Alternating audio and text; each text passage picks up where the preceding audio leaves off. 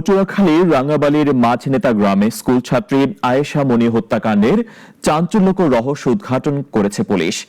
বাবা বাবুলের নির্দেশে চাচা রুবেলের হাতে খুন হন ছোট্ট আয়েশা।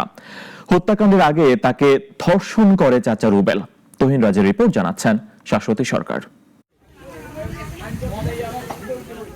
রাঙ্গাবালিতে নিজ বসত ঘরে লুকিয়ে রাখা বস্তাবন্দি পঞ্চম শ্রেণীর ছাত্রী আয়েশার লাশ উদ্ধারের ঘটনায় তার চাচা ও বাবাকে গ্রেফতার করে পুলিশ। জিজ্ঞাসাবাদে উঠে আসে চাঞ্চল্যকর তথ্য।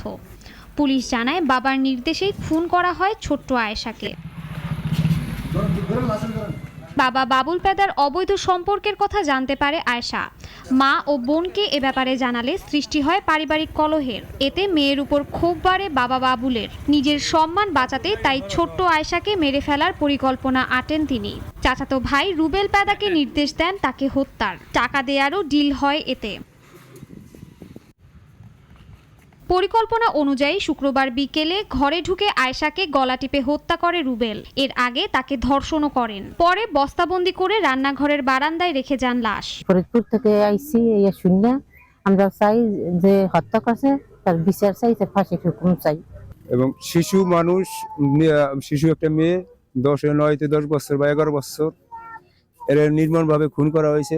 আয়েশা এবং ওরে যে হত্যা করছে, আমি আইনগতভাবে ওর শাস্তির বিচার চাই। এ ঘটনায় রুবেলকে প্রধান আসামি করে থানায় মামলা করেন নিহতের বোন। অভিযুক্তদের জেলা কারাগারে পাঠানোর আদেশ দেয় আদালত। সবাই তাকে আয়েশা মনি বলে ডাকে। তার লাশ পাওয়ার পরে আমরা তদন্ত শুরু করি। রুবেল পেদা নামে একজন ব্যক্তি, সে তাদের বাড়িতে যাওয়া আসা ছিল, সে তাকে হত্যা করেন। হত্যা করার আগে সে তার সাথে শারীরিক সম্পর্ক অর্থাৎ রেপ করেন। রেপ করার পরে তাকে হত্যা করেন। নির্মম এই হত্যাকাণ্ডে জড়িতদের দৃষ্টান্তমূলক শাস্তির দাবি এলাকাবাসীর। শাশ্বতী সরকার, নাগরিক।